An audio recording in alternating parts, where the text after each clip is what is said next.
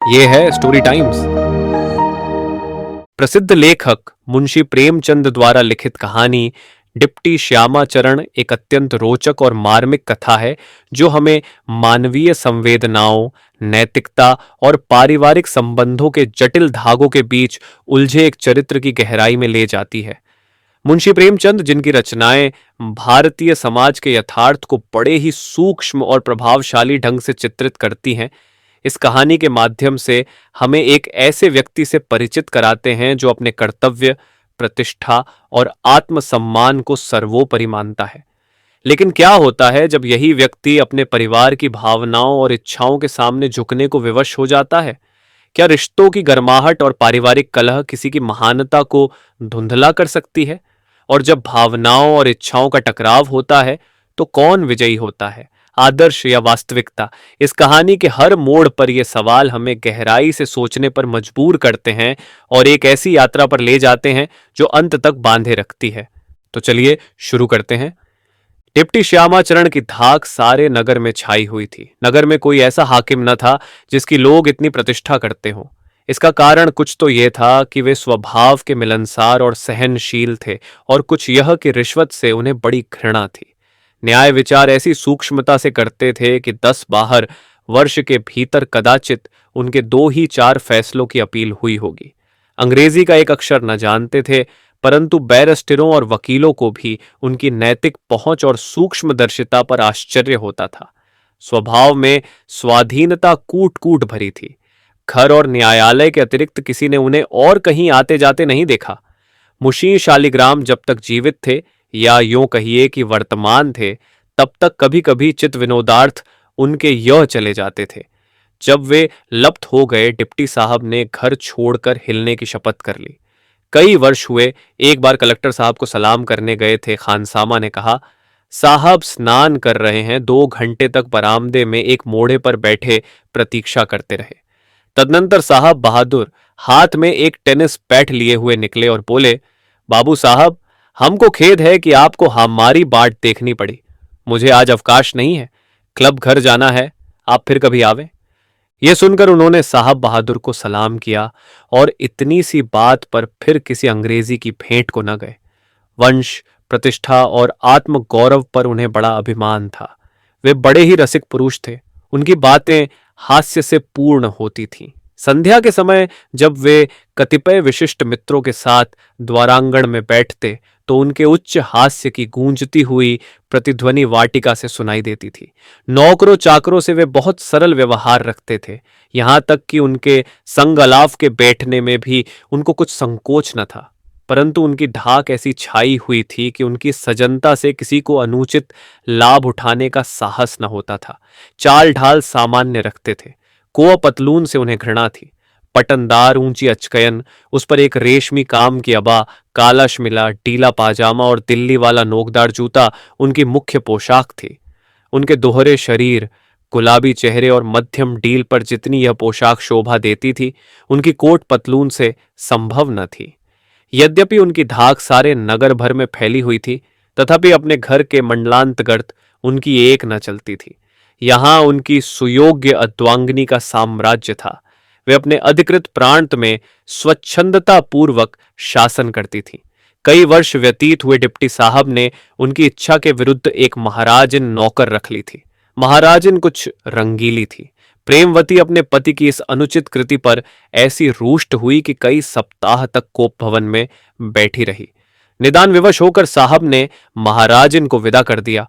तब से उन्हें फिर कभी गृहस्थी के व्यवहार में हस्तक्षेप करने का साहस न हुआ। मुंशी जी के 2 बेटे और 1 बेटी थी। बड़ा लड़का साधाचरण गत वर्ष डिग्री प्राप्त करके इस समय रूढ़ की कॉलेज में पढ़ाता था। उसका विवाह फतेहपुर सीकरी के एक रईस के यहाँ हा था। मंझली लड़की का नाम सेवती था। उसका भी विवाह प्रयाग के एक धनी घराने में हुआ था। छोटा लड़का कमलाचरण अभी तक अविवाहित था। प्रेमवती ने बचपन से ही लाड़ प्यार करके उसे ऐसा बिगाड़ दिया था कि उसका मन पढ़ने लिखने में तनिक भी नहीं लगता था। 15 वर्ष का हो चुका था, पर अभी तक सीधा सा पत्र भी न लिख सकता था, इसलिए वहां से भी वह उठा लिया गया। तब एक मास्टर साहब नियुक्त हुए और 3 महीने रहे। परंतु इतने दिनों में कमलाचरण ने कठिनता से 3 पाठ पढ़े होंगे। निदान मास्टर साहब भी विदा हो गए। तब डिप्टी साहब ने स्वयं पढ़ाना निश्चित किया, परंतु एक ही सप्ताह में उन्हें कई बार कमला का सिर हिलाने की आवश्यकता प्रतीत हुई। साक्षियों के बयान और वकीलों की सूक्ष्म आलोचनाओं के तत्व को समझना कठिन नहीं है, जितना किसी निरुत्साही लड़के के यमन में शिक्षा रुचित उत्पन्न करना है। प्रेमवती ने इस मारधाड़ पर ऐसा उत्पात मचाया कि अंत में डिप्टी साहब ने भी झल्लाकर पढ़ाना छोड़ दिया। कमला कुछ ऐसा रूपवान, सुकुमार और मधुरभाषी था कि माता उसे सब लड़कों से अधिक चाहती थी। इस अनुचित लाड़ प्यार ने उसे पंतंग, कबूतरबाजी और इसी प्रकार के अन्य कुव्यसनों का प्रेमी बना दिया था। सब रेहा और कबूतर उड़ाए जाने लगे, बटेरों के जोड़ छूटने लगे। संध्या हुई और पंतक के लंबे लंबे पेच होने लगे। कुछ दिनों में जुए का भी चस्का पड़ चला था। तपण, कंघी और इत्र तेल में तो मानो उसके प्राण ही बसते थे। प्रेमवती एक दिन सुवामा से मिलने गई हुई थी। वहां उसने व्रजरानी को देखा और उसी दिन से उसका जी ललचाया हा था कि वह बहू बनकर मेरे घर में आए तो घर का भाग्य जाग उठे। उसने सुशीला पर अपना यह भाव प्रकट किया। विरजन का 13वां आरंभ हो चुका था। पति पत्नी में विवाह के संबंध में बातचीत हो रही थी। प्रेमवती की इच्छा पाकर दोनों फूले न समाये। एक तो परिचित परिवार, दूसरे कलीन लड़का, बूढ़ विमान और शिक्षित, पैतृक संपत्ति अधिक। यदि इनमें नाता हो जाए तो क्या पूछना। चटपट रीति के अनुसार संदेश कहला भेजा। इस प्रकार संयोग ने आज उस विषैले वृक्ष का बीज बोया जिसने 3 ही वर्ष में कुल का सर्वनाश कर दिया। भविष्य हमारी दृष्टि से कैसा गुप्त रहता है। ज्यों ही संदेशा पहुंचा, सास, ननद और बहू में बातें होने लगी। बहू चंद्रा: क्यों अम्मा, क्या आप इसी साल ब्याह करेंगी? प्रेमवती: और क्या, तुम्हारे लाल आली के मानने की देर है। बहू कूच: तिलक दहेज भी ठहरा। प्रेमवती: तिलक दहेज ऐसी लड़कियों के लिए नहीं ठहराया जाता। जब तुला पर लड़की लड़के के बराबर नहीं ठहरती, तभी दहेज का पासंग बनाकर उसे बराबर कर देते हैं। हमारी व्रजरानी कमला से बहुत भारी है। सेवती कुछ दिनों घर में खूब धूमधाम रहेगी। भाभी गीत गाएंगी, हम ढोल बजाएंगे। क्यों भाभी? चंद्रा: मुझे नाचना गाना नहीं आता। चंद्रा का स्वर कुछ फत्ता था। जब गाती स्वर भंग हो जाता था, इसलिए उसे गाने से चिढ़ थी। सेवती: यह तो तुम आप ही करो, तुम्हारे गाने की तो संसार में धूम है। चंद्रा जल गई, तीखी होकर बोली, जिसे नाच गाकर दूसरों को लुभाना हो वह नाचना गाना सीखे। सेवती: तुम तो तनिक सी हंसी में रूठ जाती हो, जरा वह गीत गाओ तो। तुम तो श्याम बड़े बेखबर हो, इस समय सुनने को बहुत जी चाहता है। महीनों से तुम्हारा गाना नहीं सुना। चंद्रा तुम ही गाओ, कोयल की तरह कूकती हो। सेवती: लो, अब तुम्हारी यही चाल अच्छी नहीं लगती। मेरी अच्छी भाभी, तनिक गाओ। चंद्रमा: मैं इस समय ना गाऊंगी। क्यों, मुझे कोई डोमनी समझ लिया है? सेवती: मैं तो बिन गीत सुने आज तुम्हारा पीछा ना छोड़ूंगी। सेवती का स्वर परम सुरीला और चिताकर्षक था। रूप और आकृति भी मनोहर, कुंदन वर्ण और रसीली आंखें। प्याली रंग की साड़ी उस पर खूब खिल रही थी। वह आप ही आप गुनगुनाने लगी। तुम तो श्याम बड़े बेखबर हो। तुम तो श्याम? आप तो श्याम पियो दूध के कुल्हड़, मेरी तो पानी पे गुजर। पानी पे गुजर हो, तुम तो श्याम दूध के कुल्हड़ पर वह हंस पड़ी। प्रेमवती भी मुस्कुराई, परंतु चंद्रा रुष्ट हो गई। बोली, बिना हंसी की हंसी हमें नहीं आती, इसमें हंसने की क्या बात है। सेवती आओ, हम तुम मिलकर गाएं। चंद्रा कोयल और कोए का क्या साथ, सेती क्रोध तो तुम्हारी नाक पर रहता है। चंद्रा: तो हमें क्यों छेड़ती हो? हमें गाना नहीं आता तो कोई तुमसे निंदा करने तो नहीं जाता। कोई का संकेत राधाचरण की ओर था। चंद्रा में चाहे और गुण न हो, परंतु पति की सेवा वह तन मन से करती थी। उसका तनिक भी सिर धमका कि इसके प्राण निकला। उनको घर आने में तनिक देर हुई कि वह व्याकुल होने लगी। जब से वे रूढ़की चले गए, तब से चंद्रा यका हंसना बोलना सब छूट गया था। उसका विनोद उनके संग चला गया था। इन्हीं कारणों से राधाचरण को स्त्री का वशीभूत बना दिया था। प्रेम, रूप, गुण आदि सब त्रुटियों का पूरक है। सेवती निंदा क्यों करेगा? कोई तो तन मन से तुम पर रींझा हुआ है। चंद्रा इधर कई दिनों से चिट्ठी नहीं आई। सेवती 3-4 दिन हुए होंगे। चंद्रा: तुमसे तो हाथ पैर जोड़कर हार गई। तुम लिखती ही नहीं। सेवती, अब वे ही बातें प्रतिदिन कौन लिखे? कोई नई बात हो तो लिखने को जी भी चाहे। चंद्रा, आज विवाह के समाचार लिख देना। लाऊं कलम दवात? सेवती, परंतु एक शर्त पर लिखूंगी। चंद्रा, बताऊं? सेवती, तुम्हें श्याम वाला गीत गाना पड़ेगा। चंद्रा, अच्छा गा दूंगी। हंसने को जी चाहता है ना, हंस लेना। सेवती, पहले गा दो तो लिखूं। चंद्रा ने, लिखोगी फिर बातें बनाने लगोगी। सेवती, तुम्हारी शपथ? लिख दूंगी, गाओ। चंद्रा गाने लगी। तुम तो श्याम बड़े बेखबर हो, तुम तो श्याम पियो दूध के कूल्हड़, मेरी तो पानी पे गुजर। पानी पे गुजर हो? तुम तो श्याम बड़े बेखबर हो। अंतिम शब्द कुछ ऐसे बेसुरे निकले कि हंसी को रोकना कठिन हो गया।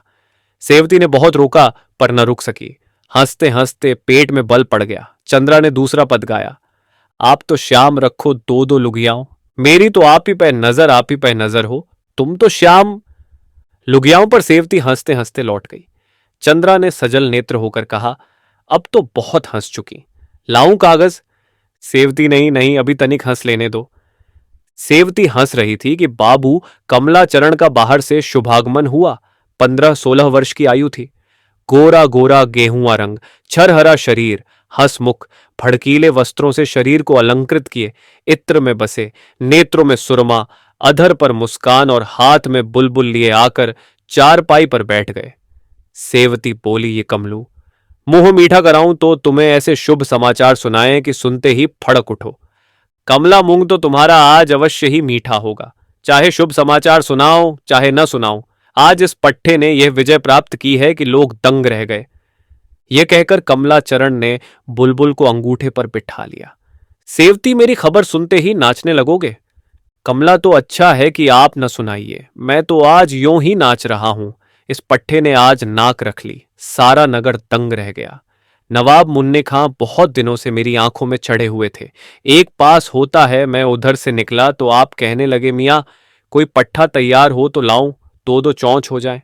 ये कहकर आपने अपना पुराना बुलबुल दिखाया। मैंने कहा, कृपा निधान, अभी तो नहीं, परंतु 1 मास में यदि ईश्वर चाहेगा तो आपसे अवश्य एक जोड़ होगी और बदबद कर आज। आगा शेर अली के अखाड़े में बदान ही ठहरी। 50 रुपए की बाजी थी। लाखों मनुष्य जमा थे। उनका पुराना बुलबुल विश्वास मानो सेवती कबूतर के बराबर था, परंतु वह भी केवल फूला हुआ न था, सारे नगर के बुलबुलों को पराजित किए बैठा था। बलपूर्वक लात चलाई। इसने बार बार नचाया और फिर झपट कर उसकी छोटी दबाई। उसने फिर चोट की। यह नीचे आया। चतुर्दिक कोलाहल मच गया।